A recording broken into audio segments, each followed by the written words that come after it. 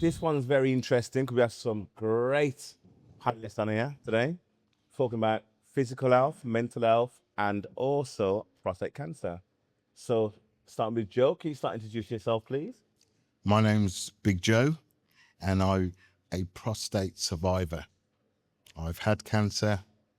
I've now a survivor, and I'm all clear. Thank you, man. It's awesome. That's good, man. Mikey, tell me what yourself, please. I'm trainer Mikey Spice. I represent I'm the founder of Body Sharp Health and Fitness Club in Birmingham. I help, how can I say, people make their life more intentional, focused, and I work with people's body and mindset. Thank you. Wayne. Hello everyone, my name's Wayne Thomas. I'm the founder of ACE Academy, which looks after lots of children, giving them opportunity to develop in football, but also now broadening that to give them opportunities in wellness, in nutrition and functional training. My background is I'm a former footballer, but my purpose now is to give opportunities and for young children to flourish and develop. Mr. Portman. Yes, my name's Marcus Portman, also known as the Mindset Athlete on social media, and I'm representing the Men of the Breath of Life Foundation, the Mental Health Foundation. I'm a former national champion kickboxer, former world and English boxing champion, and PCA official physique athlete. So yeah, that's me. As you can see, we've got a great panel. We're going to go into Joe's story. Very interesting story. I've known Big Joe a very long time. So he came to me and scared the hell out of me the other week from my prostate cancer. But let's carry on, Joe. Tell us your story and why you're here today. I'm here because black men and many others don't talk about prostate cancer. It's something that we just shy away from, and we just don't want to talk about it. What it is 1 in 8 white men will get prostate cancer in their life. 1 in 4 black men will. So it's higher, and we just don't seem to want to be tested or talk about it. Even though it's a simple PSA blood test, we're just not interested. But is it just a blood test nowadays? That's the first stage. What you really want to do is, when you're over the age of, say, 40, especially black men, we're more prone to getting prostate cancer, and we're the people that should really get checked, but we don't, and we don't talk about it. It's a simple blood test whereby you just go to your GP, request one, and depending on what your results are, you will then need to have what they call an anal check or a digital rectum check, and that's the problem with a lot of black men. They don't want that. Okay. So how can we educate a lot more men to go and get prostate checks? And I'm sure all the panelists here are over 40. Have you all had your checks? Yeah. No. Marcus? No. I know, yeah. This is very, very important. And obviously, as I said, Joe scared the shit out of me the other day. I didn't swear them, by the way. Ship. Yeah. He come and told me about 1 in 4 and everything else. I was scared. I had a prostate when I was 40. I'm actually 49 now. Okay. And I was like, he was talking to me about if I don't get it done, if I got prostate cancer. One of our friends has just died over prostate cancer. It's something that's very, very important. It's something that people need to know about. I mean, 1 in 4, 1, 2, 3, 4 will get it.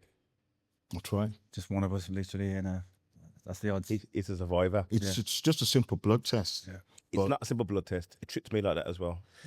So we had a conversation in my office. He's like, yeah, you go there. It's a blood test. No fingers up your bum or nothing like that. Yeah. I went there. Doctor's like, put your knees to your chest. I was like, I felt like a charmable bird. I must say that when I had the anal check, it traumatized me. It was something that I didn't want a man to go there.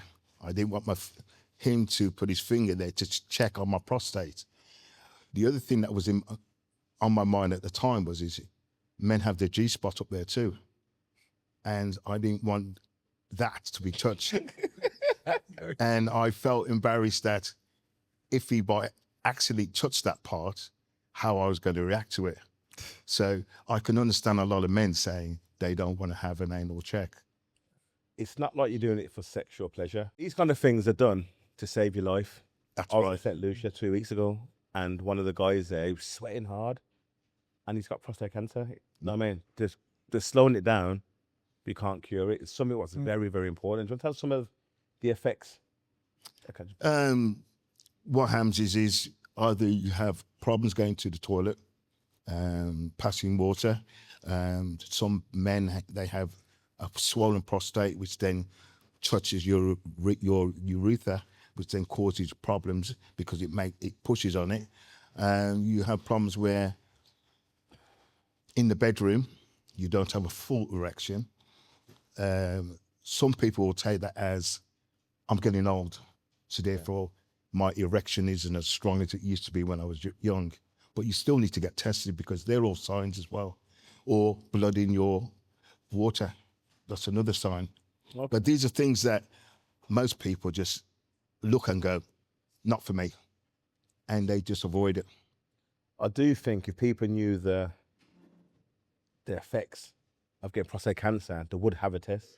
That's Because right. you Yeah. tell a man, like a black man, especially these physical guys around us, we're the odd ones out here, Joe. If you told them these guys you won't be able to have sex properly or something like that, would that make you have a test? Would that make you get tested? Oh yeah. I've always looked at health as real wealth. So there's a lot of different things. You can suffer for a short period or suffer further down the road. You need to choose where you're going to do your suffering. I think the numbers, the statistics are very scary. 1 in 4. 1 in 4, yeah. 1 in 4. Wow. Wow. So you Yeah. guys are doing your health I will. every day. Football, Tick all training. boxes, but not every box, so it seems. Yeah.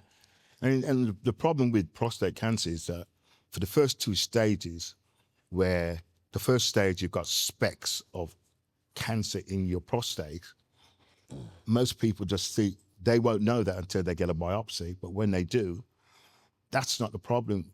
There's a second stage where it spreads in the prostate.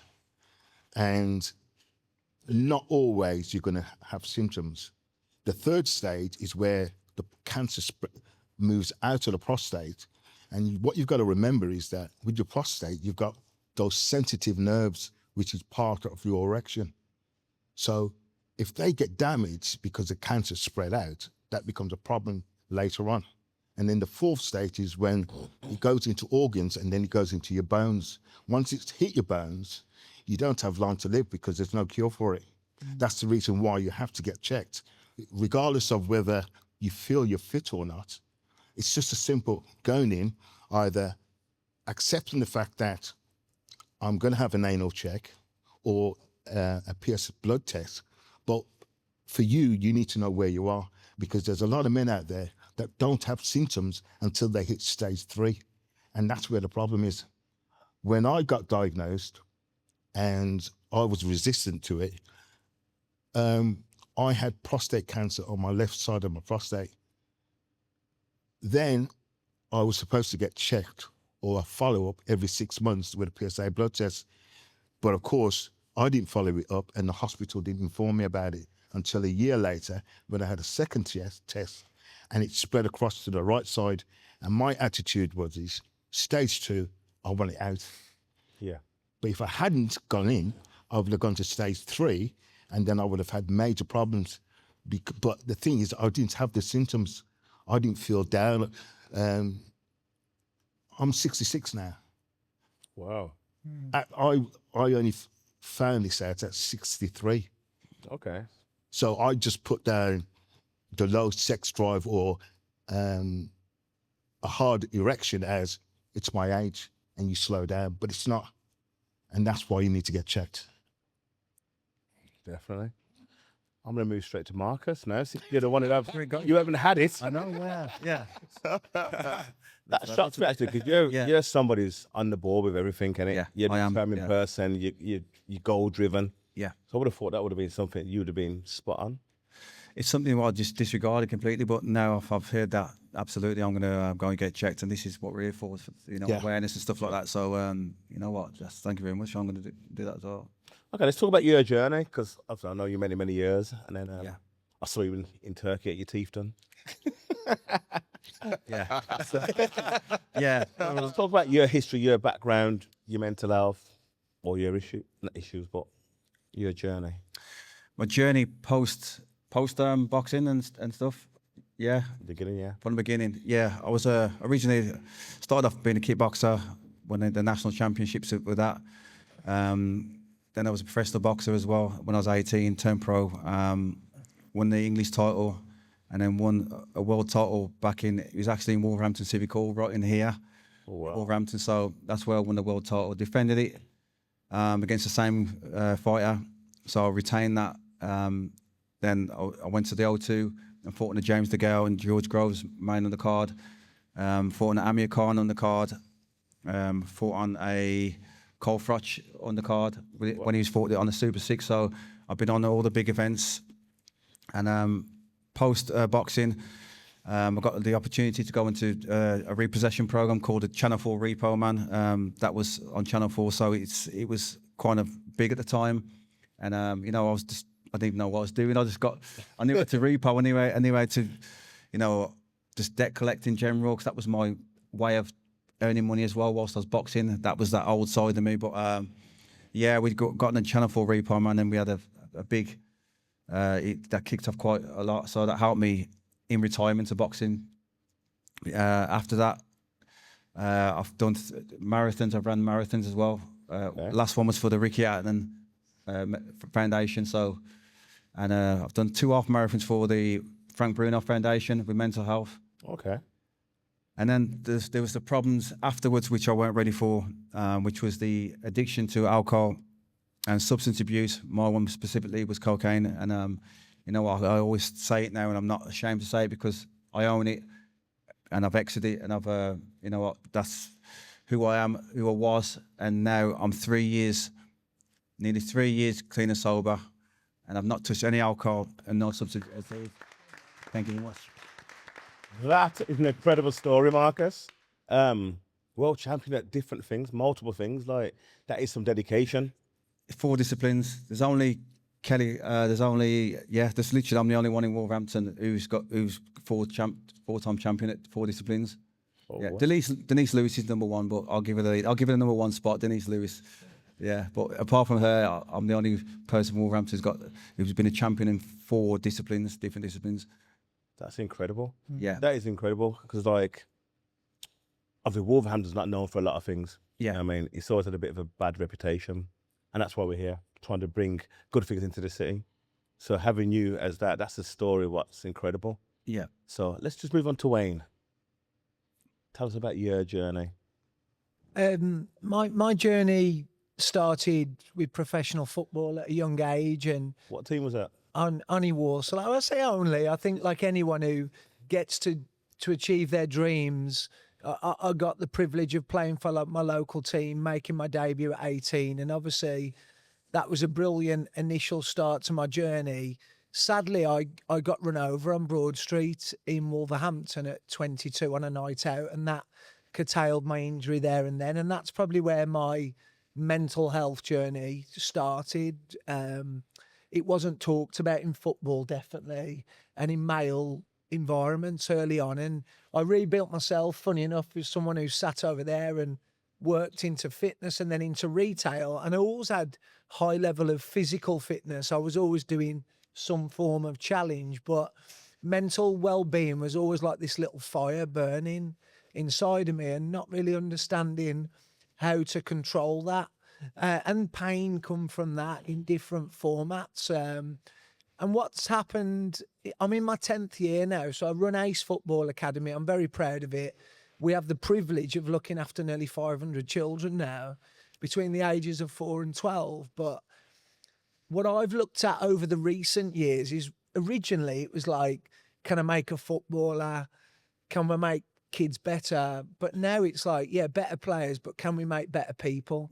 And in this environment nowadays, and what's took me the last 18 months and probably what I hope to pass forward today, is it wasn't until I got my nutrition in line with my physical well-being that it really impacted it. So I remember being sat over there in a calf, as fit as I could be and mentally on the floor. And I think we put it down to a boss who's in here now because I'd give up bread. I was just literally living on a processed diet, being nutrient deficient. My gut and my hormones must have been all over the show and not realising that imbalance in me. So the last 18 months has definitely been a well-being journey. I want to congratulate you on 1,000 days because I'm 500 days on Monday, and I don't count every day, but I count the markers. Yeah. And what I've noticed in this last 18 months is who's got kids first and foremost, or kids they can impact. I think most people, we have an opportunity in the environments we create to really impact those children. And we have a duty as well, let's be clear. And we live in an environment now with screens and ultra-processed food and sedentary lifestyles that we are creating the next generation that's quite, let's be honest, it's quite worrying, isn't it? So when I probably, let's say I went through that pain to learn how physical and nutrition married itself, I realise now that hopefully I can pass that forward. So we started Ace Fit alongside the football. Kids prefer football to fitness and talking about nutrition, but I'm just trying to create that ripple effect with children and families, because I always say this to people, we're a product of our environment, especially when we're a child. If you give a child a screen and you give them chocolate and McDonald's, they'll take it. If you talk about going for a walk and a jog and going to get some fruit, that's an environmental thing that we need to create and change.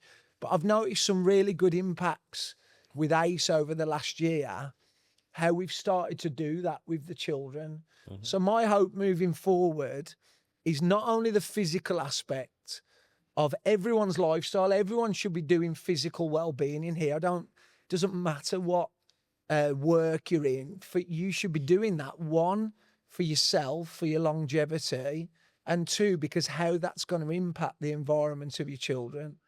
So my hope moving forward and why I'm here today, yeah, the football bit was nice, but hopefully the purpose for me now is to impact not only children in football, but in lifestyle in the future.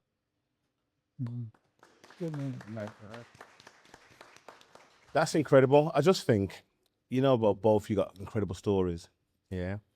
But do you talk to the children about, obviously, you was on the fitness, on the high life, then you went down to drink or drugs? Yeah. Do you think that's important to be teaching the kids, even though you're making lots of money? Football especially. I know Michelle Redmond, Nathan Redmond's mum, she's doing a lot with the kids at Birmingham City and other clubs as well. But it's important that you teach them the football skill, but the lifestyle. Well, if we're going to talk about money, can I just say I played for Warsaw, so I definitely didn't earn a lot of money. So that might be passed on. To be fair, we're in Wolverhampton. There's no money in Wolverhampton. I don't know. Apart from Jez. I don't know at the Jez got all the money. Yeah, I didn't invest. I didn't even have anybody to teach me how to invest them back in them days. So, but it's something what needs to be taught, because obviously when you got kids earning astronomical amounts of money, yeah, they're not learning about the other side of it. You are going to get all these fancy women. You are going to get the lifestyle, the cars, but then if you have a car crash, anything like that, it all drops on it.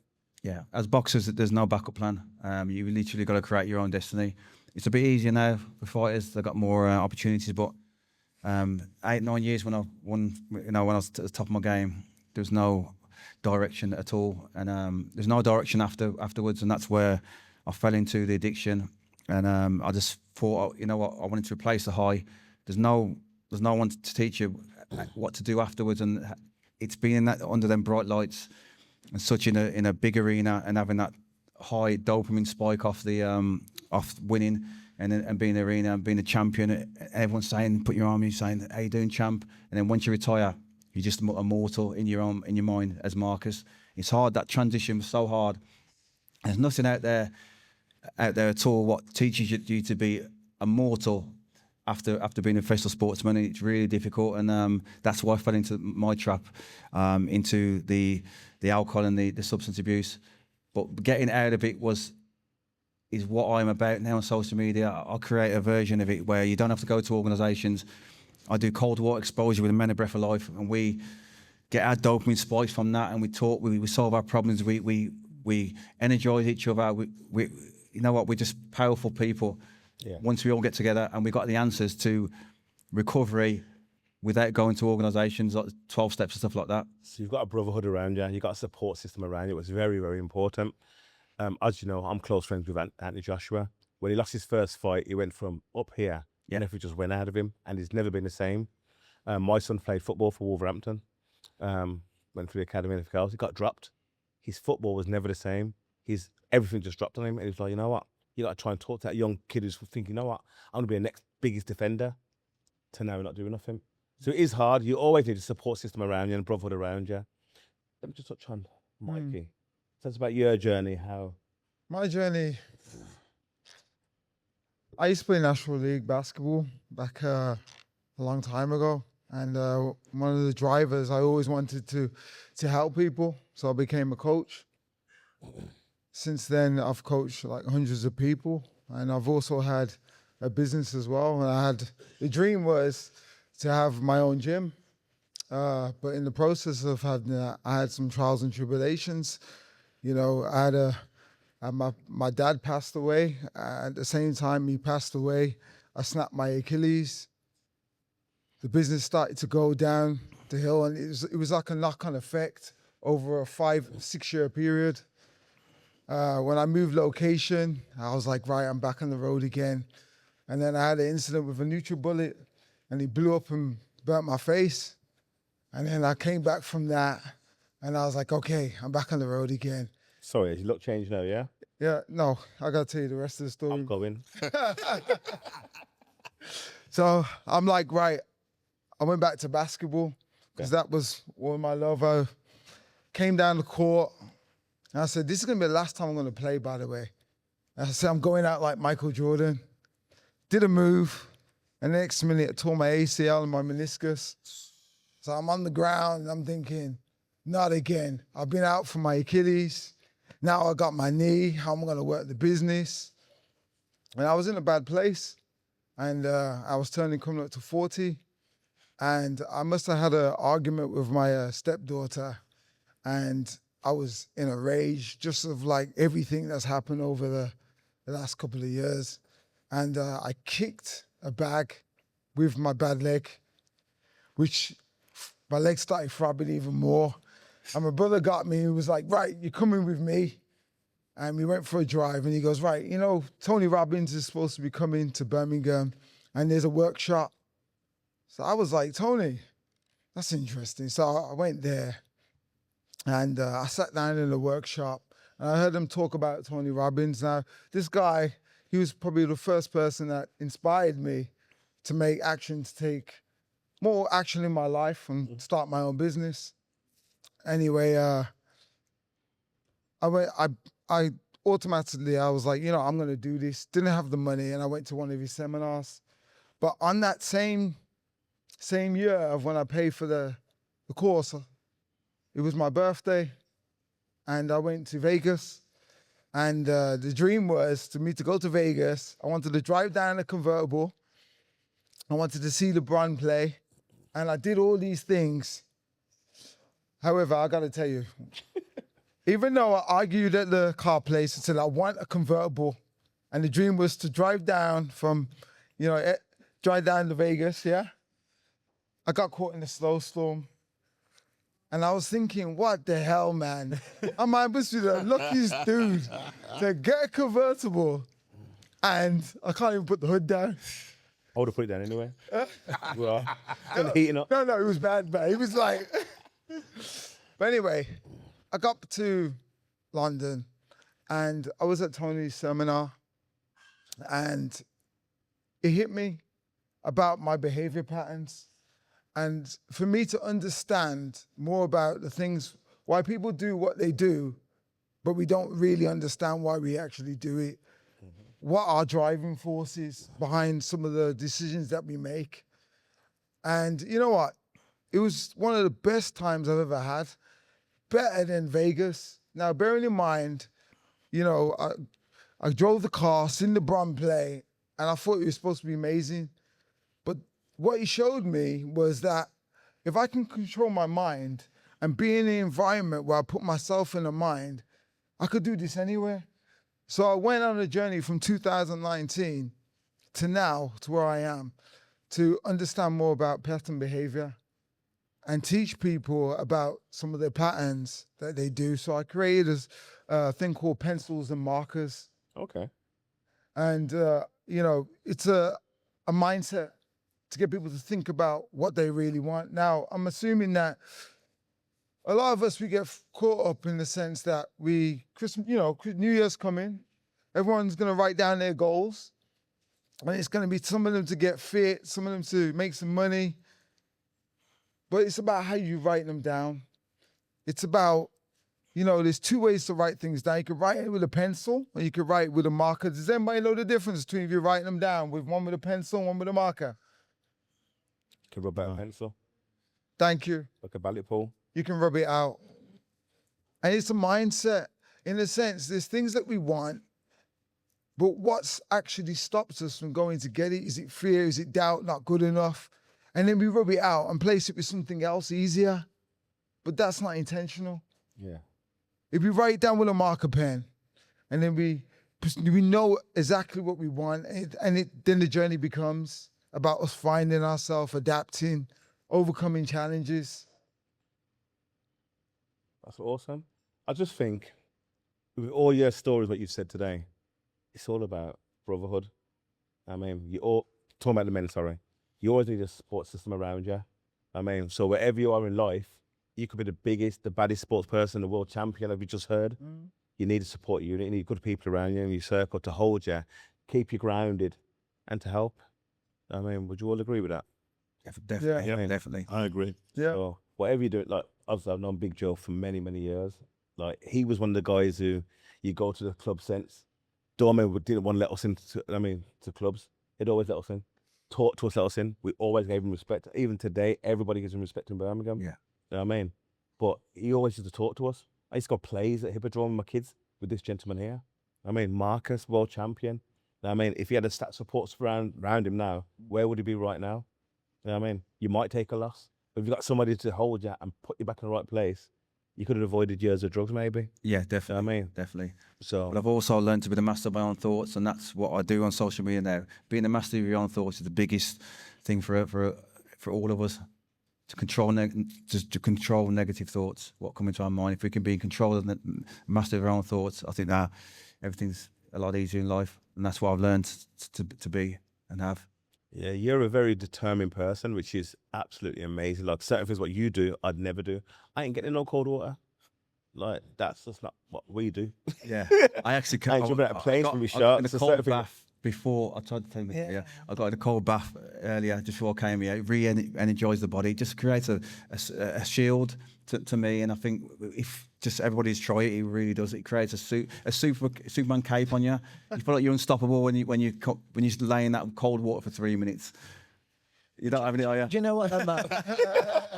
No, can I just say, there's somebody I worked with in a different sporting environment, and if you look someone like Marcus, who's a really high achiever, they talk about it that it's an analogy of when the crowd stops singing. So when an athlete goes to a real high, to a real low. And I think what you see with Joe, and it's to reflect on the talk previously, is he probably lost his purpose. Yeah. So Marcus has redefined his purpose now. Us four are all sat here because we have a purpose. You've created this because you've got a purpose to try and build what we're doing. So I think for anyone, what they start with anything, like my purpose in giving kids an opportunity or paying it forward. I remember when my manager, who gave me my professional debut, was sadly suffering with dementia, and we used to care for him, all the ex-players, but he used to come down and give the medals out at my academy. And I never forget that one of the dads said to me, well, he paid it forward to you. It's your job to pay it forward to the others. Yeah. And all I'm trying to do with the children is give that opportunity, but the purpose is defined. I know what my purpose is because I've heard people speak about happiness. When I used to have mental health issues, people used to say, "Oh, just be happy, Wayne." These people, what is that? Happiness. Hopefully people come away from today and whatever they've came for with motivation or maybe inspiration. But if I talk about physical well-being and saying, look, let's all get up in the morning and try and do exercise between 5 and 6 a.m., start your circadian rhythm, start the day the right way, you might be motivated while I'm saying it now. You're not going to be in 2 weeks when it's freezing cold and your alarm goes off. Purpose has got to get you out of bed. Purpose has got to see you through those difficult periods. Purpose has got to mean you're going to drive past McDonald's and prepare your food for your children, because your purpose is the longevity and what you're going to impact them. And to touch on what you said about children, children won't do what you say. They'll follow what you do. 100%. And the biggest thing nowadays is sat on your phone, telling them to put it down, telling them to eat healthy, but not doing it yourself, telling them to be physically fit. This sounds personal. And no. So my point, which I hope to get across, is in whatever it is, you can always come back to purpose and hold on to it in the sort of bad days. And I think if you look at someone like, I was following your story before I realised I had the privilege to sit up here with you, but it's clear, it's defined, it's in every video you've got. There's a clear purpose to what you're doing now. In terms of the physical well-being, which hopefully, and the bit I get across, is it doesn't matter if it's weight loss or whatever it is. Everyone in here, your nutrition is one of your biggest important building blocks in life. And there's a New Star acronym, if I can say it right. If you don't know what that is, I won't go through it all, but have a look at it online. But I think it's key to me that N and E are the first two. Nutrition will actually override exercise. You need both. But if you want a healthy, long, fulfilling life, if you don't look after your wellness now in terms of nutrition and exercise, you will look after your illness in the future. And you won't actually just impact your own illness. You'll pay that forward in the wrong way to your environmental people. So what I would say from everybody, what we can do today, develop that purpose. If you haven't got it now, that's fine. Couple of people said about, where's the gentleman who was really motivated, and they all had a chat to him. I think it's important to pause, because sometimes your purpose will change. If we all look at what our purpose was at 20, my purpose with eating clean at 20 was to have abs on the beach. That's a really hollow purpose to me now. If I have a reasonable shape at 47, it's a byproduct of what is the purpose. And the purpose to me, I don't know if I said it, I've got 5 boys. I had my last little miracle a year ago, and I realised when he's 16, I'm 62, I'm going to have quite a few grandkids. Do I want to be walking to watch them at football or 80, or sat in a bed listening about it? So if you develop that purpose, as Marcus has, and you two clearly have, through your experience, your purpose now is for other people to not go through that. Same in what it is. Develop your purpose and you'll find your path. Okay, guys, we need to wrap this up a little bit. Yeah. Thank you. 3 questions from the crowd. Well, just one say from the Samaritans, there's a positive aspect, because I've been there 6 years, and the last 2 years we do have men actually ringing up at different ages saying, I need help, I'm struggling. And for 6 years ago, there wasn't that at all. So I think now, men realise I can say that I'm struggling and I just want someone to talk to. And perhaps they find it hard with the family because you don't want to impact your family. But when they talk to a stranger, they can just offload, say what they want. And then, we can be there and talk things through them. And I'll go, yeah, I needed that. Thanks a lot. And it's one day that they can move forward thinking, how can I move forwards with this? So that to me, it's been really positive in the last 2 years, because men are saying, I do need help. So. That's brilliant. What we've started here on a Tuesday night is we open the doors. It's called Community Bank. So people can come in here, speak, talk, bring their community groups in here and talk and help people. So it's not just about making money. It's about a community. And after everyone's story today, it's about having a community of people you can talk to and learn. As I said, I've learned from all of these guys sitting on this panel today. So between 6 and 8 every Tuesday, come down, have a chat. If you're going through struggles, tribulations, come here, sit down, have a coffee, have a chat. We're open, doors are open. Community Bank. The one thing that concerns me right now, it's it's a bit of both really, is the fact that what I'm hearing across the board is that you're reaching crisis before you're reaching out. I've got concerns over that. And I'm looking back, if you look back sort of previous generations before, and if you're looking now, not much has changed in terms of some of the stigma that you probably feel, some of the shame, some of the embarrassment to reach out and all of that. Listen, we need to nip that in the bud. This is ridiculous, because I haven't, you know, I'm just thinking about some of the meetings I've been to with specific groups, and that message is still there. There's still that hesitancy to go into the GP and stuff. And yet, look, we can discuss about you not getting an appointment, all of them kind of things. The way I'm not really talking about that. What I'm talking about now is that you're heading towards crises before you're even reaching out. And there doesn't seem to be some kind of a middle ground that we can kind of pause that or stop that from happening. So I think that is a big thing for us to kind of to look at the moment. And also what I'm not hearing about is the SEND element of it. So those with special education needs and disabilities, I'm not hearing enough about that. So for example, it's widely known that actually we don't know how many people have a SEND or a learning difficulty need, and that's male and female, right? That's let's just say whatever you want to identify as, it doesn't matter. We don't know. So for me, I'm sitting here thinking, hold on a second, I wonder if there's a person in this room here with SEND or a learning difficulty, and that is also preventing them to reach out to speak to, because they don't know, or there isn't the right channel for them to communicate. So everything you're saying is it's wonderful. I'm here for it, but I'm just wondering why it's at the point of crisis, just like everything around the healthcare system before we're actually doing something. It needs to be prevented. It's to prevent that we need to be looking at more so than anything else. Does that make sense? I'm not sure. 100%. One of the things I'm trying to do is what I'm going forward with is informing people about prostate cancer. And I'm trying to work with a guy called Stuart from Tackle. He's trying to inform and educate people about prostate cancer. I've got another friend here, Gordon. He's also doing the same thing.